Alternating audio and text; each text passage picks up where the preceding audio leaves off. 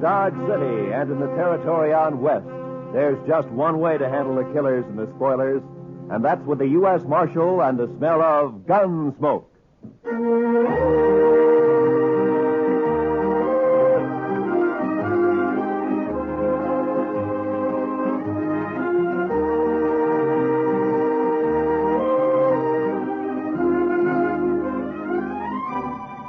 Gunsmoke, starring William Conrad, the transcribed story of the violence that moved west with young America, the story of a man who moved with it, Matt Dillon, United States Marshal.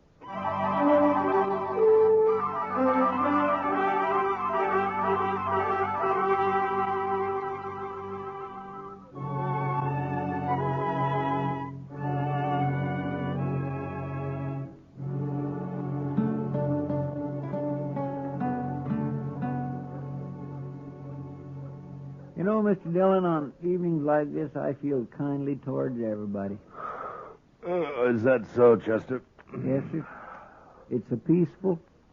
There's no cowboys hoorahing up and down Front Street, no shooting, no fights, almost no nothing.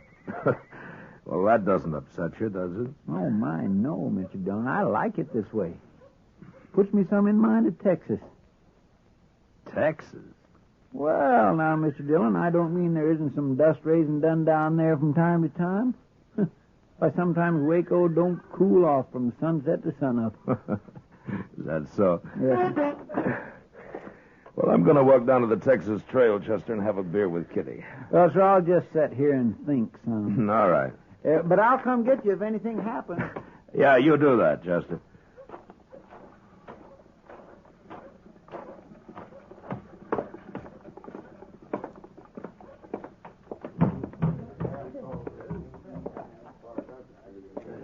Hello, Matt. Ah, Kitty. I was kind of looking for you. You got time for a beer? Sure. You want to go over to a table? Oh, the bar's cooler. Sam, set up some beer for me and Miss Kitty, will you? Why, sure, Marshal. There you are. It's kind of quiet in here tonight. The whole town's quiet, Matt. Too hot for trouble, maybe. Sometimes heat brings trouble, Kitty. Makes people ouchy.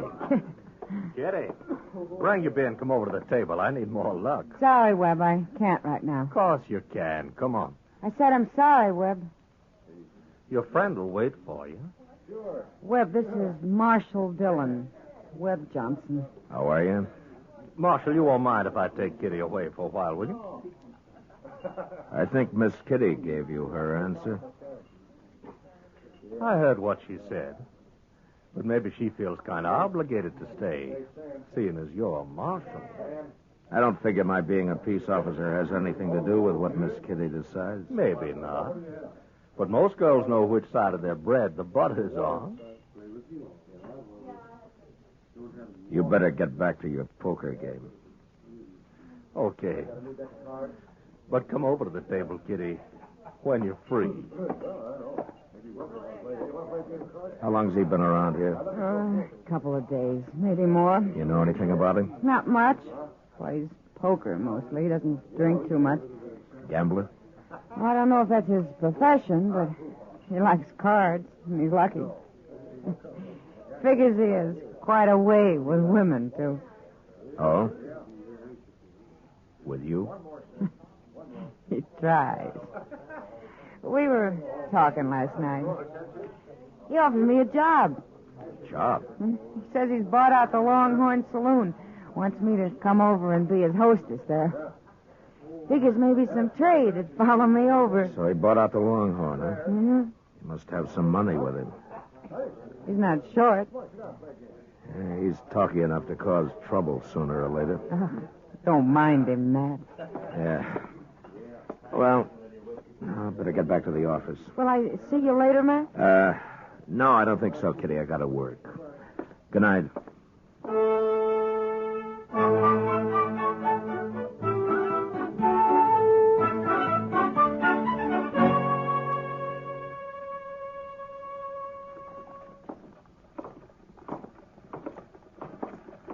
You sure you don't want to eat, Chester? No, sir, thank you kindly, Mr. Dillon, but I already ate. Oh. I think I'll just walk on down to Depot, maybe.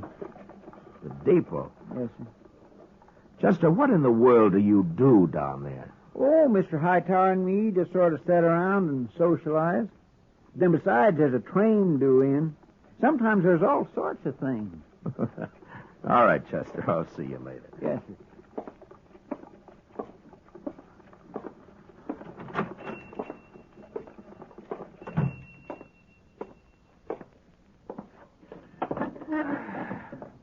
Now, Jimmy, cook me up some potatoes, will you? 3 or 4 eggs and some of that side meat. Yes, sir, Marshal. It's the marshal, ain't it? Well, good morning, Mr. Webb. Unless you're expecting company, you could ask me to sit with you. Well, I don't mind. Well, thank you. How'd you make out last night? In the poker game or with Kitty? At cards. Seems like everything I say sets you on edge, Marshal. Maybe. Well, I'll tell you, Kitty and I didn't quite hit it off, but I done fine at start. Those boys, Ashton and Trasker, they play cards like boys. Afraid to push their luck. Sometimes that's good. Not at poker, it ain't. Leastwise, I walked home last night with their money in my pocket. Over 500. Ah, that's good winnings. It wasn't hard. Miss Kitty tells me that you bought the Longhorn. News traveled, don't it? You a gambling man? I don't make my living playing cards, if that's what you mean. You going to keep on the same boys that are at the Longhorn now? No, Marshal, I'm not. I've got my own way of doing things. Those boys might not understand. So I've got 2 dealers coming in this morning from St. Louis. We worked together before. Here's your breakfast, Marshal. Fried up some onions for good measure. They kind of bring out the flavor of the eggs some. Oh, thank you, Jimmy. You want beer, coffee? Coffee, I think. Bring the pot over. I'll have some, too. Yes, sir. You don't like me much, do you, Marshal? No. Why not? Why don't you like me? Well, for one thing, you talk too much. That may be. Let me give you some advice, Mr. Webb. This is an easy town to get killed in. So I've heard. So see to it that the Longhorn runs smooth and easy, huh? Speaking of gambling. Gambling or girls. Well, now, Marshal, there's a lot of money in Dodge these days, what with the trail herds and the buffalo and all. I'd feel kind of bad if I didn't get my share of it. The money that changes hands in the Longhorn is your business as long as it's honest. You just tell your St. Louis dealers to remember that. You're mighty preachy for Marshal, ain't you? I'm not interested in the morals of the citizens individually. But when it affects the peace of the whole town, it is my business. Well, now, from the way you talk, I don't imagine you'd be interested in a percentage deal. Or would you? Get out of here. And remember what I said. Why, sure. Well, I'll tell you one thing, Marshal. That star on your chest don't scare me one bit. Well, good morning, Miss Russell, and how are you this morning? I swear, I don't understand that Webb Johnson. Sit down, Kitty. Have some coffee. That's why I came by. I figured you'd be eating when there was no one at the office. Chester's down at the depot waiting for the train. Anything important, Matt? No, just the train. He likes trains. Matt, I had a long talk with Webb last night. No? Yeah, after the game broke up, he bought me some drinks. He say where he was from, Kitty? Missouri. Mr. Dillon? Mr. Dillon. Yeah, what is it, Chester? Oh, you should have seen it, Mr. Dillon. My gracious alive. The train no sooner come to a stop. Hello, Miss Kitty. The train no sooner come to a stop and they begun getting off. Must be 15 or 20 of them. 15 or 20 what? Girls, Mr. Dillon, girls. In no time at all. The depot platform was just plain crawling with them. Well, they're going to work at the Longhorn. The Longhorn? That's right, Chester. Webb Johnson's bought it.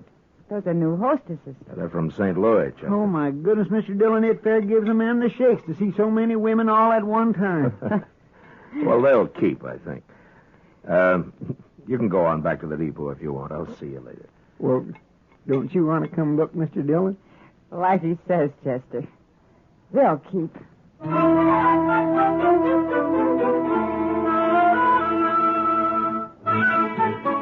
And it was just 2 nights later that the Longhorn opened, with drinks on the house, first come, first served.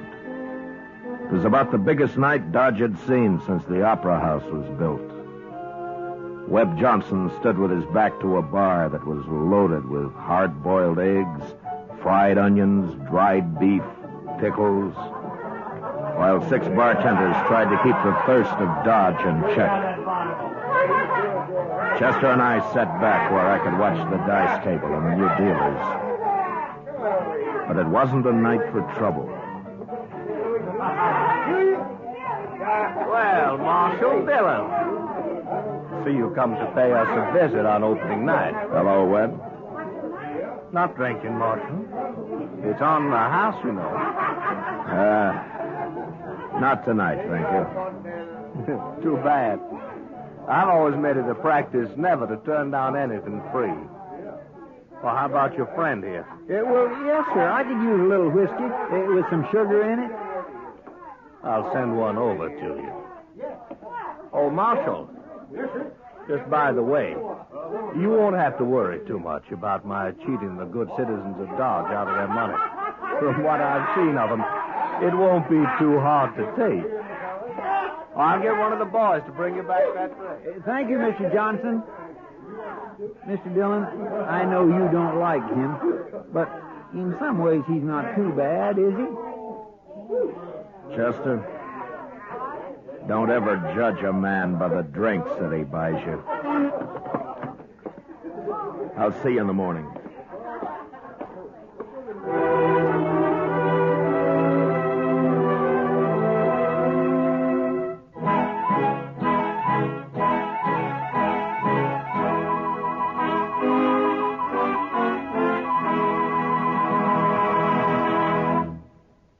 Return to the second act of Gunsmoke in just a moment. But first, $10 seems like a small amount of money when weighed in the balance of a child's life.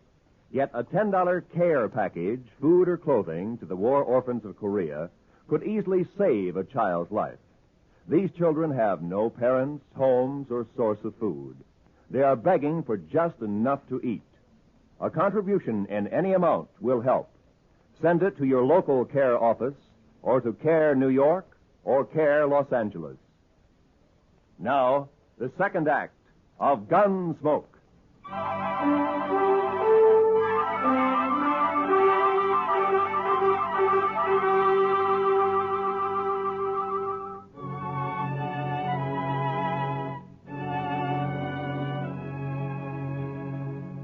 More than 2 weeks passed in Dodge, and there wasn't any trouble to amount to anything. A couple of buffalo skinners got knifed in a fight the other side of the river, and that was all. I saw Webb Johnson a couple of times walking along Front Street, each time with one of his new entertainers, but I avoided going into the Longhorn unless I had to. I didn't want any part of him or his saloon.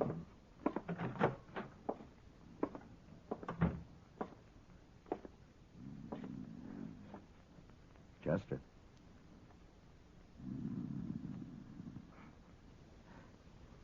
Chester.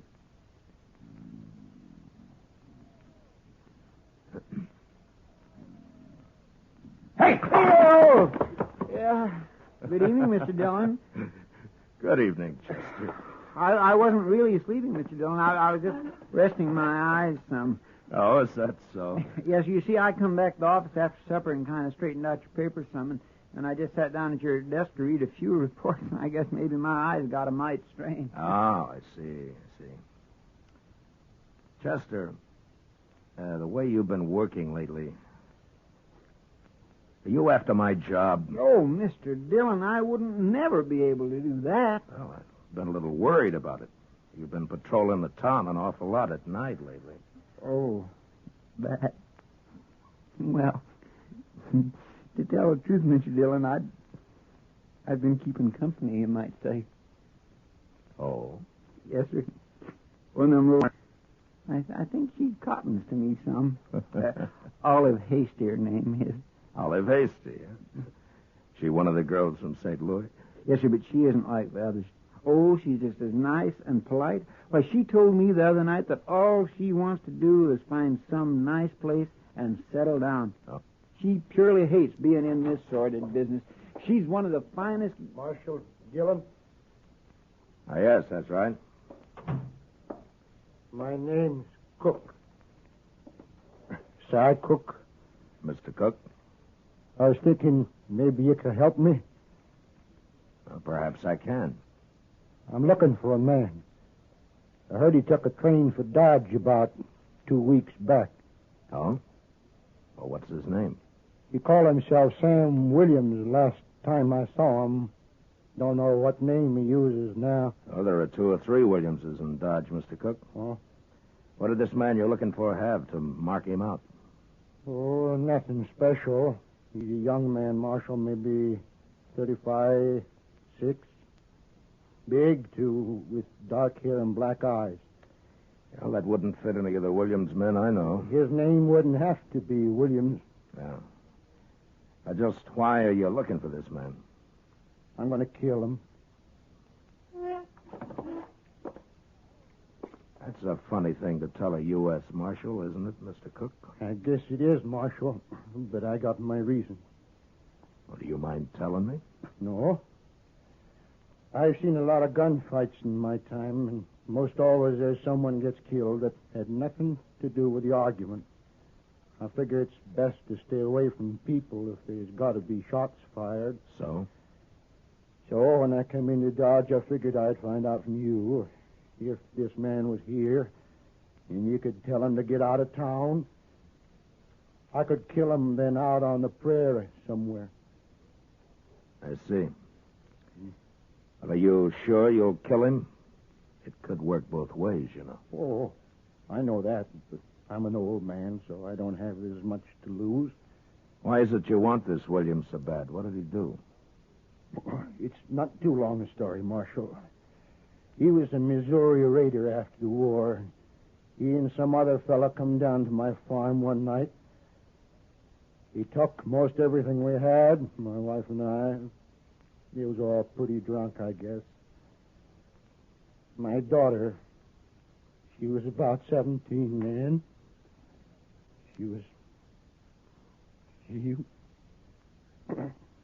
Well, it's not a new story, Marshal. No. Yeah. I didn't have too much reason for staying on there in Missouri, and I've been following this man ever since. Not too fast sometimes, because it takes money to eat and travel. But I've been following. You think he came to Dodge? That's right, Marshal. I see. Are you staying here, Mr. Cook? I got me a room for tonight at the Dodge house. Maybe I'll be there for a day or so while I look around. Yeah. Well, I'll remember what you've told me, Mr. Cook. Well, thank you, Marshal. I sure hope I don't make you any trouble over this.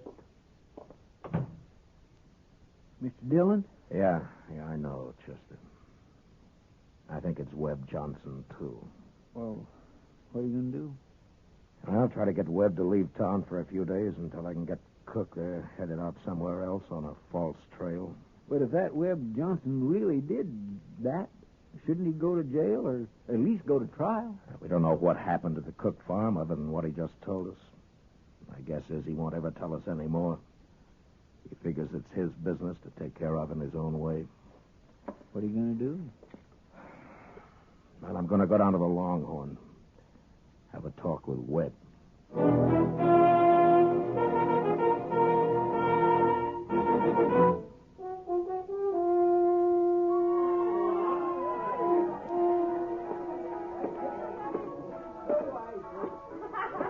Webb, I want to talk to you. Well, sure, Marshal. What's on your mind? Now, let's step down to the end of the bar, huh? Now you sound like a peace officer talking. Move. Sure. You look mighty serious, Marshal. What's troubling you? A few minutes back, a man came into my office. He's looking for you. That so? He knows you by the name of Sam Williams. Most folks know me by the name of Webb Johnson. Your man must be thinking of someone else. I don't think so. You could have changed your name. Lots of men have. And you fit the description he gave. Suppose I am the one this man is looking for. What then? What's he want with me? He plans to kill you. I see. What are you going to do with him? Nothing. He doesn't even know you're in town. He came to ask me if you were. He's got a strange way of doing things. Well, he may have his reasons. Now, why are you telling me this, Marshal? Because you'd probably be just as happy if I got shot in the back. Look, Webb, I want you to get out of town. Give me a chance to steer Cook out into the territory someplace. Get him clear of Dodge.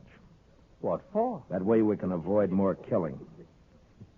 You don't have to worry about me. I can take care of myself. Look, Webb, I'm telling you, get out of town for a while. So I ain't got no plans for leaving? Sam Williams. Hello, Si. I've come a long way, Sam. Move him away from him, Marshal. Now listen to me, Si. Now you turn around and go back out that door. I don't want any gunplay. And you turn around slow. No use, Marshal. I found Sam Williams.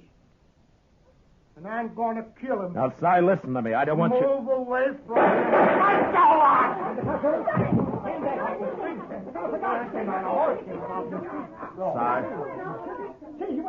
Si. He's dead, isn't he?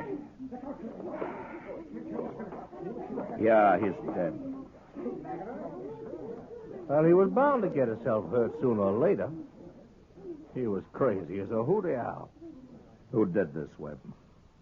Well, why do you ask me that, Marshal? Because Cook told me why he held a grudge against you. Why he was looking for you. You mean that story about the farm and his daughter-in-law? Well, now, what about it, Marshal? You couldn't prove nothing now, even if it was true.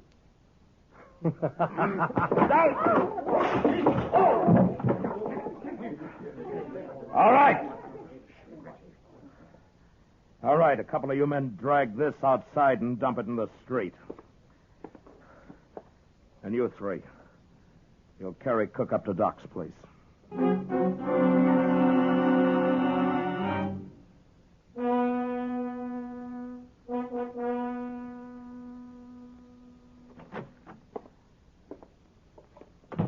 You talk with Webb Johnson, Mr. Dillon? Chester, Cy Cook was shot just 5 minutes ago.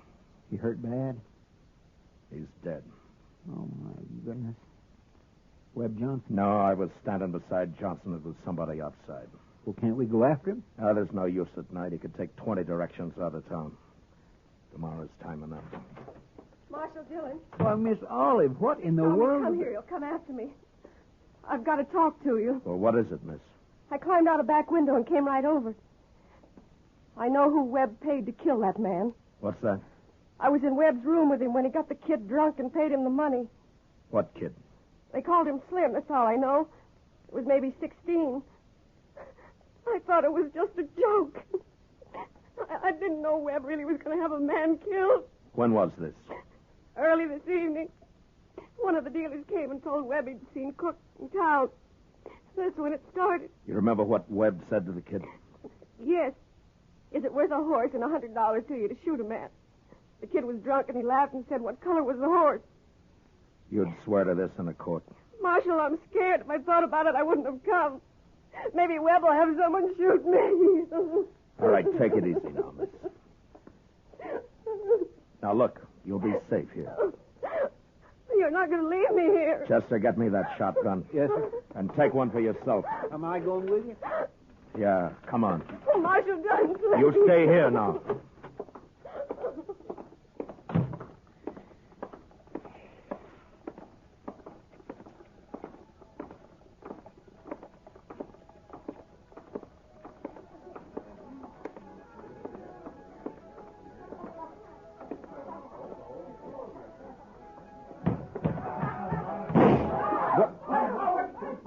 All right, Chester, climb up on the bar. And shoot the first man that makes a move. Yes, sir.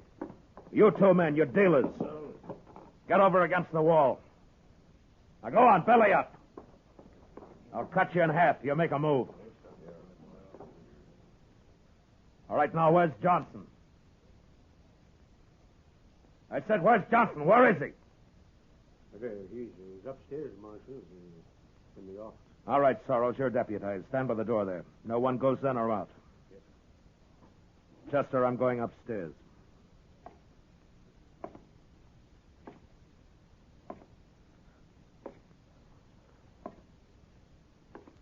I've been expecting you, Marshal.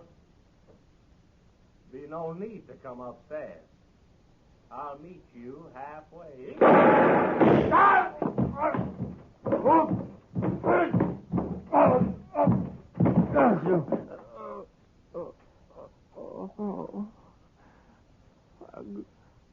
I'm gonna die. Marshal, I'm gonna die. You had your choice, Webb, like any other man.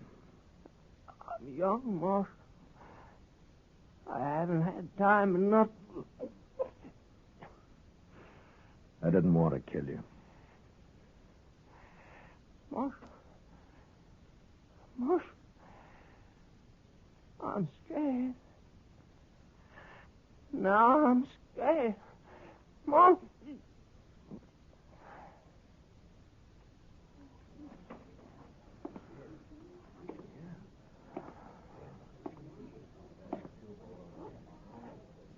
All right. Gentlemen, cut loose and ride for home. Until further notice, the Longhorn Saloon's closed.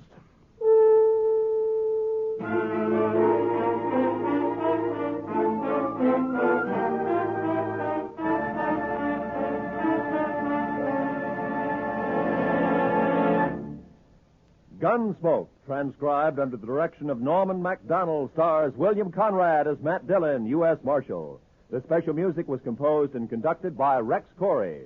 Featured in the cast were Lawrence Dobkin, John Daner, Howard McNear, and Charlotte Lawrence.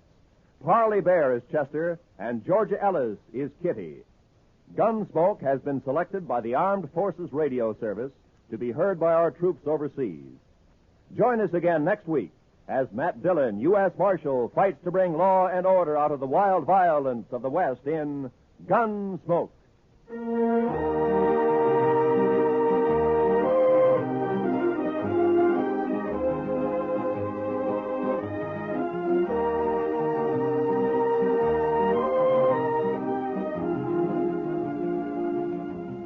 Plasma is saving many lives that would otherwise be lost at the fighting front in Korea, but the reserve of plasma is almost exhausted. To make sure that an adequate supply is on hand at all times, the Defense Department is asking all of us to contribute blood to the armed forces. You can do so by making an appointment for this life-saving contribution at your local Red Cross or Blood Donor Center. This is Roy Rowan speaking. This is the CBS Radio Network.